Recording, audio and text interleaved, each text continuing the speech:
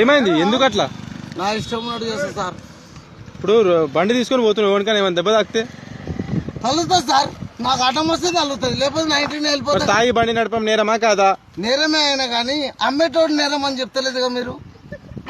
అంటే లంచం తీసుకోవడం నేరం అని మీకు తెలుసు, మీరేం తీసుకుంటున్నారు ఆ డబ్బు చెప్పండి. అంటే 100 రూపాయలు నాకు ఒక చిట్టి ఇస్తున్నావా? హెల్మెట్ లేదని 200 తెంగుతున్నావు, ఆడొచ్చినామని చెప్పి 300 తెంగుతున్నాం, ముగ్గురు ఉన్నారని 600 తెంగుతున్నాం. మరి మేమేం చేయాలి సార్? పిల్లం పిల్లలతో రూల్స్ మీరు ఫాలో కావాలి కదా. అక్క కట్టి పండిస్తాం, చెల్లెకి చిరంజీవి ఇస్తాం అని చెప్పి అన్ని రోజులు పాస్ కాదు కదా గురువు గారు.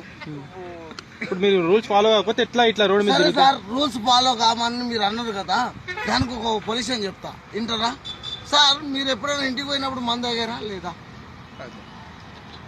తాగాం.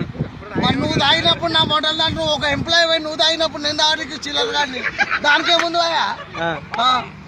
మేము బండ్ల మీద ఇట్లా ట్రావెల్ చేయట్లేదు కదా. ఇటుకాడ తాగి మా కుత తెంగుతారు మీరు, మేము రోడ్డు మీద తాగి మా కుత తెంగని చెప్తా అమ్మా.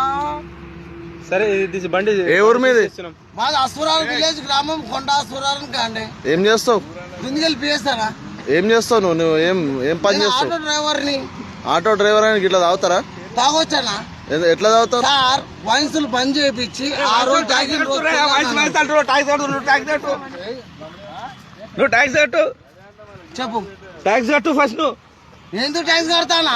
మరి తాగినోడు ట్యాక్స్ కట్టాలి, అమ్మేటోడు కూడా ట్యాక్స్ కడతాడు. అంటే 270 రూపాయలు మీరు తీసుకొని ఆడ తీసుకోపోయి 140 రూపాయలు ఛాలెంజ్ కి 6500 రూపాయలు ఛాలెంజ్ చేసి దానికి మళ్ళీ జైలు శిక్ష ఏ పని 670 రూపాయలు టీవీ చూపిస్తాను లౌడ నాకు తెలియదా?